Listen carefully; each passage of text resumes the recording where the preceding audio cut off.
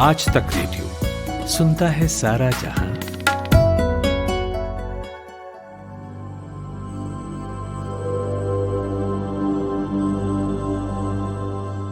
Lockdown में कई लोगों की नौकरी चली गई, किसी को अपना प्रोफेशन चेंज भी करना पड़ा। उन्हीं में से मुंबई के अक्षय पारकर भी हैं। कोरोना वायरस के पहले तक वो इंटरनेशनल क्रूज में बतौर शेफ नौकरी कर रहे थे। उनकी सैलरी 66,000 रुपये महीना थी। एकदम से जॉब जाने पर वो परेशान हो गए थे, लेकिन अब खुद का स्टार्टअप 5 स्टार बिरयानी शुरू कर चुके हैं। इनके इस हौसले और जज्बे को देख मुझे लंच बॉक्स मूवी का एक डायलॉग याद आया, चीज़ें उतनी बुरी भी नहीं होती जितनी दिखती है। नमस्कार, आप सुन रहे हैं आज तक रेडियो का स्पेशल पॉडकास्ट कोरोना कवरेज, मेरे यानी खुशबू के साथ। यहाँ हम बात करते हैं कोरोना से जुड़ी साइंटिफिक रिसर्च की, वैक्सीन की, रिपोर्ट्स की, कहानियों की। कुल मिलाकर कहूँ तो चंद मिनटों में आपको कोविड-19 से जुड़ी तमाम अपडेट्स देना हमारा रोज़ का काम है। तो चलिए शुरू करते हैं आज का सिलसिला। आज एक रिसर्च पर बात करेंगे कि आखिर क्यों असिम्प्टोमेटिक पेशेंट्स में सिम्प्टोमेटिक पेशेंट्स के मुकाबले वायरल लोड ज़्यादा होता है। फिर जानेंगे भारत को जिन 8 वैक्सीन से उम्मीद है उस पर क्या अपडेट है। फिर एक ऐसी दवा के बारे में जानेंगे जो कोरोना वायरस का खात्मा 24 घंटे के अंदर कर सकती है। और हाँ, रोज की तरह एक मुलाकात कोरोना सर्वाइवर से भी। उससे पहले देश दुनिया से आए कोरोना अपडेट्स पर नजर डाल लेते हैं।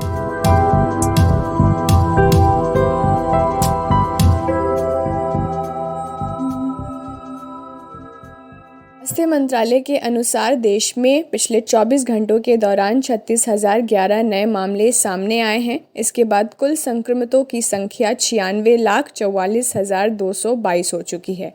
वहीं इसी दौरान 482 लोगों की मौत हो गई है। अब तक कुल मरने वालों की संख्या 1,40,182 हो गई है। ठीक होने वाले मरीजों की संख्या 91,792 हो चुकी है।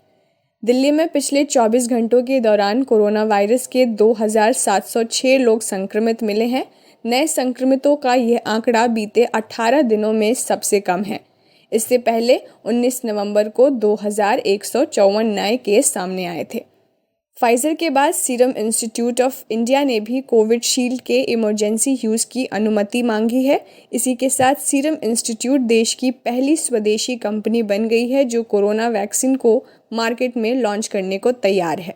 पंजाब के मुख्यमंत्री कैप्टन अमरिंदर सिंह ने प्रधानमंत्री नरेंद्र मोदी को पंजाब के मुख्यमंत्री कैप्टन अमरिंदर सिंह ने प्रधानमंत्री नरेंद्र मोदी को पत्र लिखकर कोविड-19 वैक्सीन वितरण में पंजाब को प्राथमिकता देने को कहा है। मुख्यमंत्री ने लिखा है कि पंजाब में मृत्यु दर सबसे ज़्यादा है, यहाँ ज़्यादा लोग उम्र दराज है और अन्य बीमारियों से भी जूझ रहे हैं। कानपुर के GSVM मेडिकल कॉलेज में स्पुतनिक 5 के ट्रायल के दूसरे फेज़ में कुल 13 वॉलंटियर्स को वैक्सीन की डोज दी गई। डोज देने के बाद वॉलंटियर्स को 2 घंटे के लिए निगरानी में रखा गया।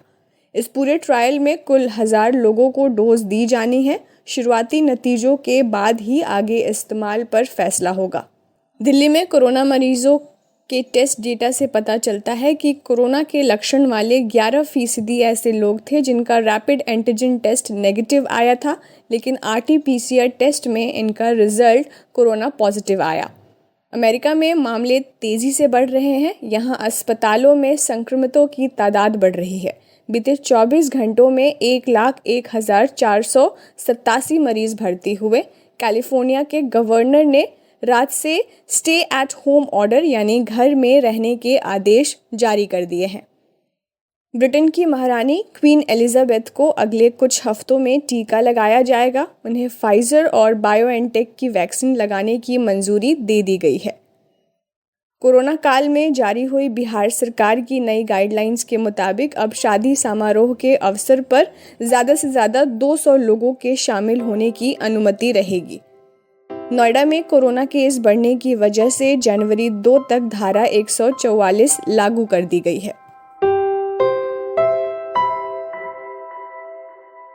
कोविड-19 का संक्रमण किस तरह से फैलता है, इसमें सिम्प्टोमेटिक और असिम्प्टोमेटिक पेशेंट्स का क्या रोल होता है, इस पर रिसर्च अभी भी जारी है।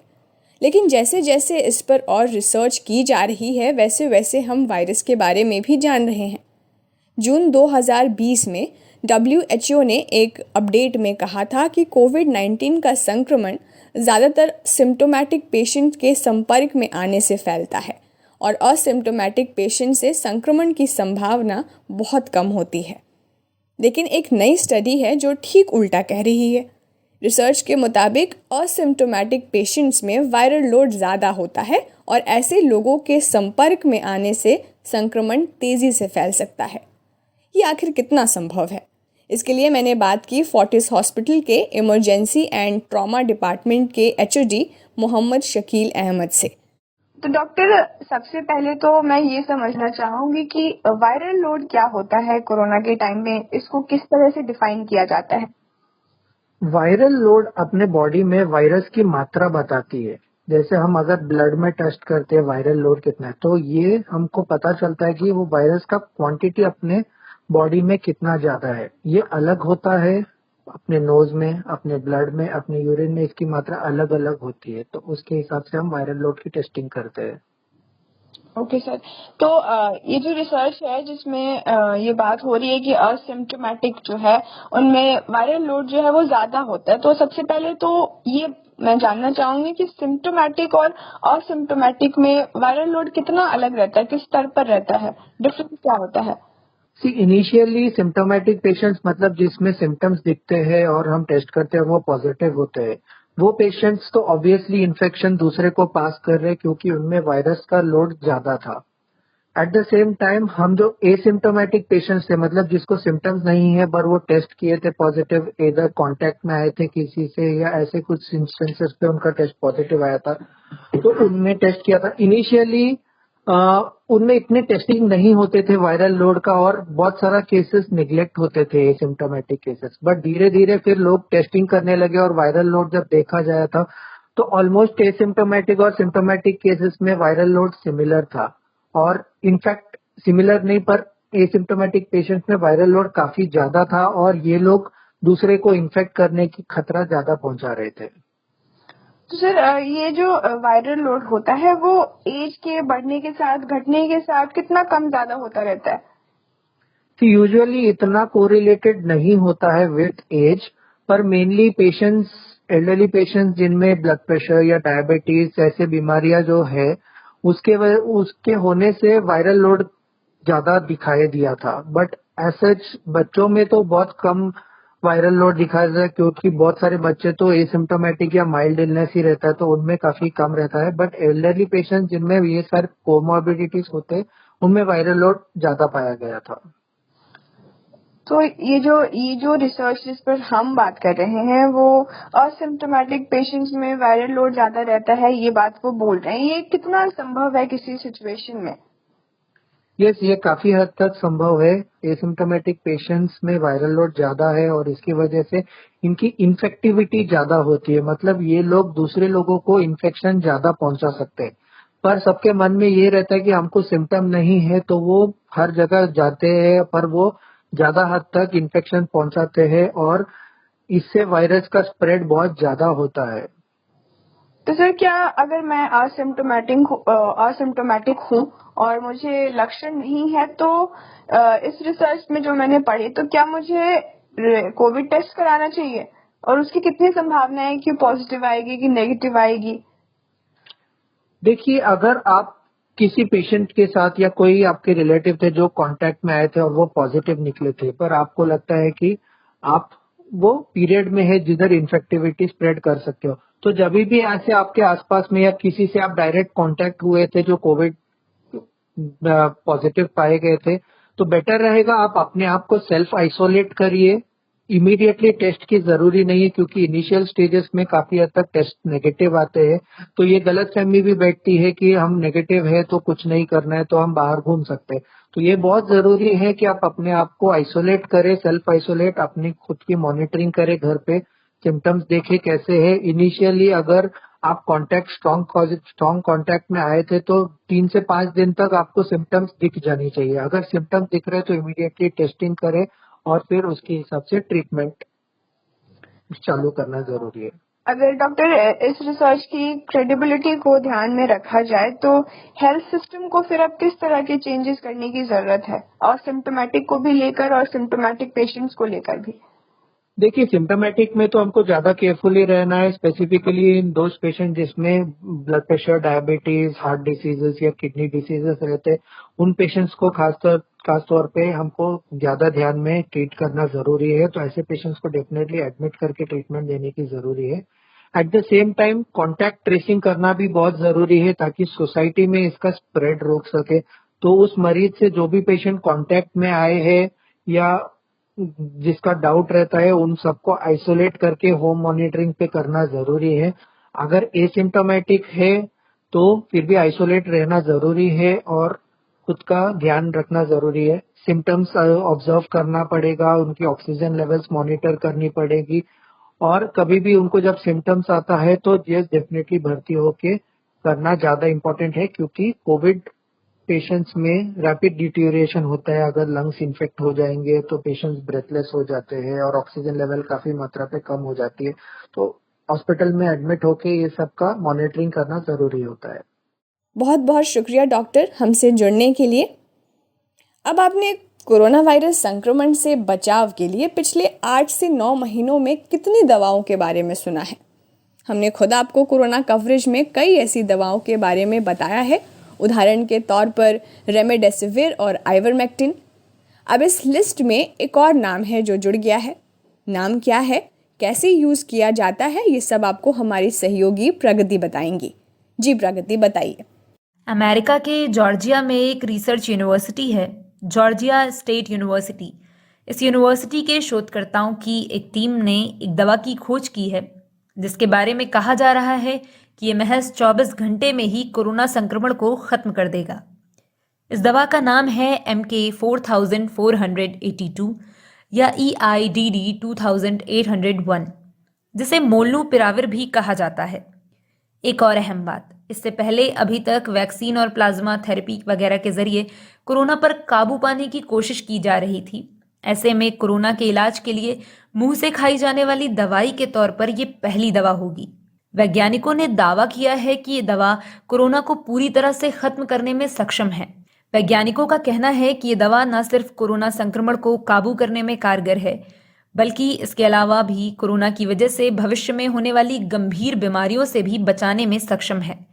इसके लिए वैज्ञानिकों ने कुछ जानवरों को पहले संक्रमित किया और उसके बाद उन्हें तुरंत मोलनूपिराविर दवा दी गई, जिस दवा के बारे में हमने अभी बताया आपको। इस दवा को देने के बाद संक्रमित जानवरों को स्वस्थ जानवरों के साथ एक पिंजरे में रख दिया गया ताकि ये देखा जा सके कि उनमें संक्रमण फैलता है या नहीं।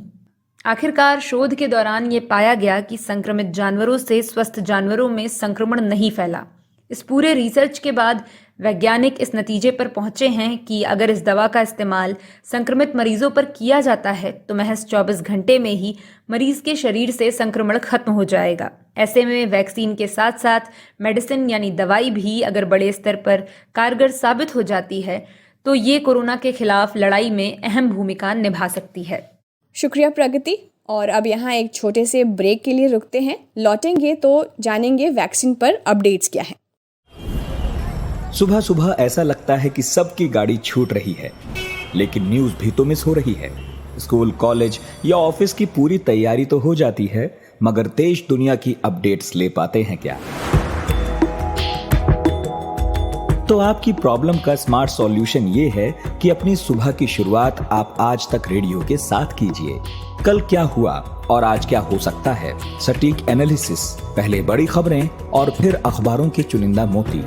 ये है सुबह का खबरनामा, आज का दिन, मेरे यानी नितिन ठाकुर के साथ।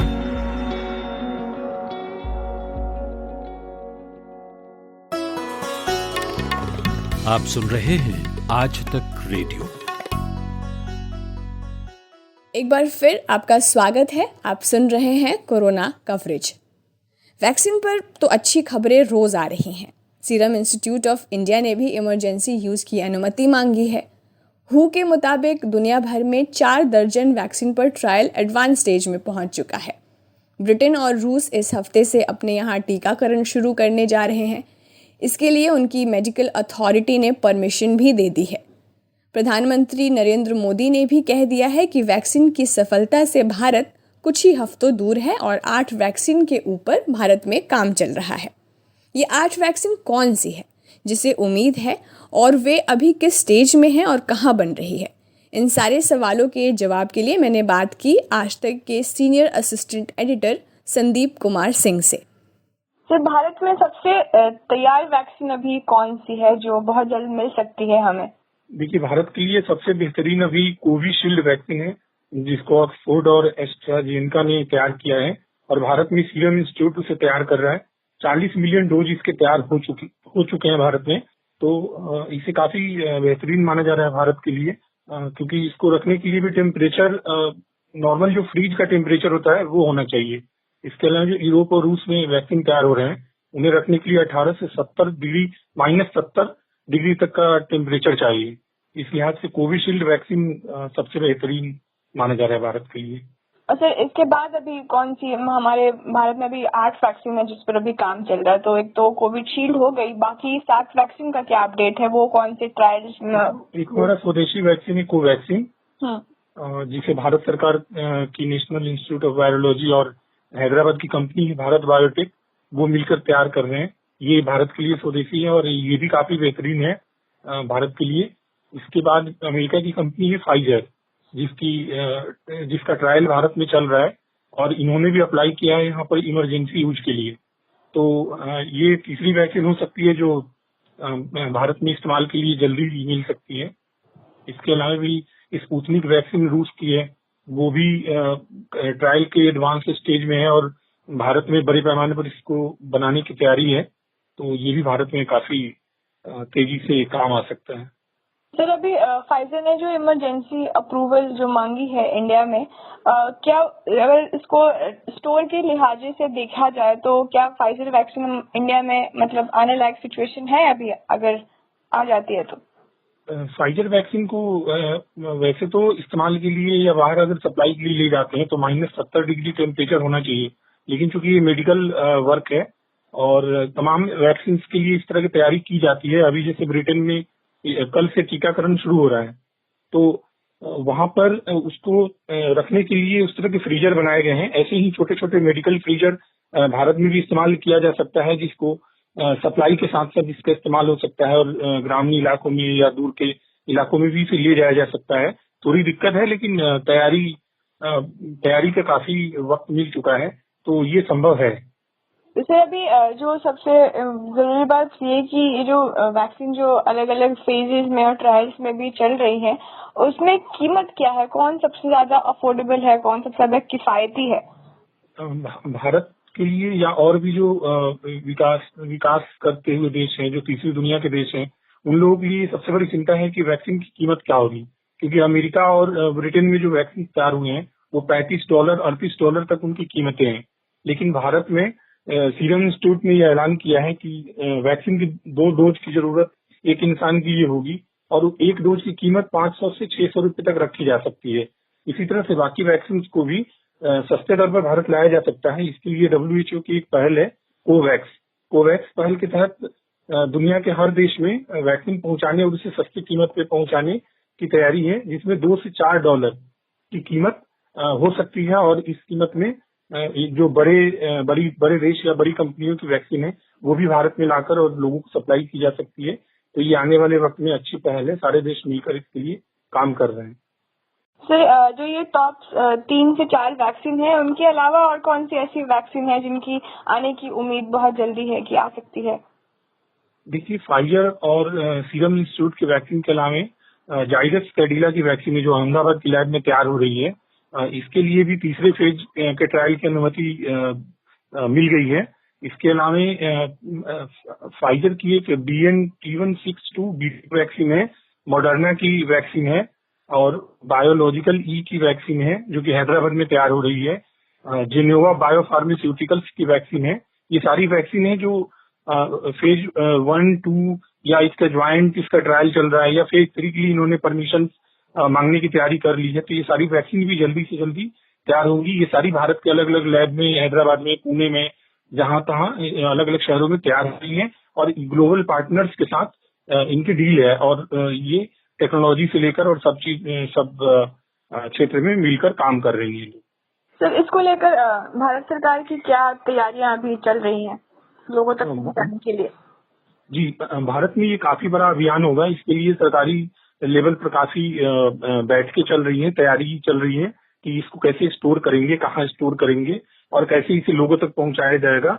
अभी वीकेंड पर प्रधानमंत्री मोदी ने बड़ी राजनीतिक दलों के साथ मीटिंग की थी और उसमें उन्होंने बताया था कि 8 वैक्सीन तैयारी के स्टेज में है और हम इसके स्टोरेज और उसको डिस्ट्रीब्यूशन के लिए और टीकाकरण के लिए राज्यों के संपर्क में हैं। तो अभी फिलहाल जैसे दिल्ली में Rajiv Gandhi super speciality hospital है, उसमें स्टोरेज के लिए काफी बड़ी तैयारी हो रही है। इसके अलावा जितने एयरपोर्ट्स हैं बड़े बड़े शहरों में, एयरपोर्ट्स के पास भी वैक्सीन के स्टोरेज के लिए फैसिलिटी डेवलप की जा रही है ताकि उनको सेफली वहां पर एयरपोर्ट पर प्लेन से लाया जा सके, वहां पे सेफली रखा जा सके और फिर वहां से राज्यों में डिस्ट्रीब्यूट किया जा सके। तो ये काफी बड़ी तैयारी है क्योंकि करोड़ों लोगों को देना है। फर्स्ट फेज में भारत में 3 करोड़ लोगों को वैक्सीन देने की तैयारी है, जिसमें मेडिकल के फील्ड से जुड़े हुए लोग हैं, जिसमें ज्यादा उम्र के लोग हैं, जो कि ज्यादा जिनको कोरोना से ज्यादा खतरा है, पहले उनको देने की तैयारी है सरकार की। तो इसलिए काफी बड़े लेवल पर इसकी तैयारी चल रही है। शुक्रिया संदीप। अब आपको मिलवाते हैं हमारे आज के कोरोना सर्वाइवर से। इनका नाम है जया त्रिपाठी, जो कि दिल्ली में इंजीनियर हैं। कोरोना होने के बाद ये घर पर ही आइसोलेट रहीं। आइए इन्हीं से जानते हैं कि घर पर आइसोलेट रहने का एक्सपीरियंस कैसा रहा। इनसे हमारी सहयोगी प्रगति ने बात की। जया, सबसे पहले कांग्रेस कि आप कोरोना पॉजिटिव से कोरोना नेगेटिव हुई और अब आप ठीक हैं। कैसा रहा कोरोना को लेकर आपका experience? Thank you Pragati. Experience corona का मतलब ये तो आप देख रहे हो पिछले 8-9 महीने से जिस चीज को लेकर हम बचा रहे थे, लेकिन पिछले मंथ इन सितंबर हम मेरे साथ साथ मेरे भाई और मेरी मम्मी भी पॉजिटिव रहे। तो मतलब अब कोरोना जो जिससे कि पूरी दुनिया इस टाइम में जूझ रही है, वो बीमारी हमें हो गई थी। तो दैट वाज लाइक अभी क्या हो सकता है, कैसे हो सकता है, but any how with proper medication हम लोगों ने उसको बीट करा। और बाय गॉड ग्रेस कुछ ज़्यादा ऐसा कुछ था नहीं। आई हैड फ्यू सिम्टम्स की लॉस ऑफ टेस्ट और स्मेल ऐसा कुछ था, बट मेडिकेशन जो भी उन्होंने मेडिसिन वगैरह दी थी, हम होम आइसोलेशन सेल्फ आइसोलेशन में थे, तो सबों से रिकवरी मेरी थोड़ी जल्दी हो गई थी। मे बी इम्यून सिस्टम सही था या फिर हमने अर्ली स्टेजेस पे उसे डायग्नोज करवा लिया। तो it was mix kind of feeling. उतना भयानक भी नहीं था क्योंकि हमें पता था कि हाँ कैसे क्या चीज़ें कर सकते हैं। तो we were lucky enough to get recovered from that very soon. ठीक होने के बाद कोई कमजोरी या कुछ ऐसा महसूस होना? मुझे हाँ मतलब होने के 1 हफ्ते 2 हफ्ते तक इस लाइक थोड़ी सी वीकनेस थी एंड थोड़ा ऐसा लग रहा था कि हेडेक बना हुआ है या फिर ऐसा कुछ है, बट ऐसा बहुत ज़्यादा कुछ नहीं था कि मैं अपना काम नहीं कर सकती थी। लाइक मैं भी एक प्राइवेट फर्म में काम करती हूँ, वर्क फ्रॉम होम मेरा चल रहा है। तो मैंने पूरे कोरोना के 17 days home that self isolation plus home quarantine, उसमें मैंने एक भी छुट्टियाँ नहीं ली। तो मतलब ऐसी थी मैं कि अपना काम मैं खुद से कर सकती थी, इतनी क्रिटिकल सिचुएशन में नहीं थी। बट हाँ उस वायरस की वजह से मुझे कभी कभार ब्रीथिंग इश्यूज होते थे, तो कभी कभार ऐसा लगता था कि मैं बहुत ही लेजी फील कर रही हूँ। तो ये सारी चीज़ें थी। कोई मतलब बहुत मेजर इम्पैक्ट उसका नहीं था, बट समहाउ एक ऐसा वायरस मेरे बॉडी में था तो थोड़ा बहुत इम्पैक्ट था ही उसका। थैंक यू सो मच कि आपने अपना एक्सपीरियंस हमें साझा किया और बताया, और सबसे अच्छी बात है कि आप ठीक हो गई जल्दी। Thank you so much. तो जया त्रिपाठी, आपको आज तक की पूरी टीम की ओर से हार्दिक शुभकामनाएं। फिलहाल कोरोना कवरेज को आज यहीं विराम देते हैं। आपको आज का ये एपिसोड कैसा लगा हमें फीडबैक ज़रूर दीजिएगा radio@aajtak.com पर। मेरा नाम खुशबू है। अपना ख्याल रखिए, सावधानी बरतिए। फिर मिलेंगे। सुनते रहिए आज तक रेडियो।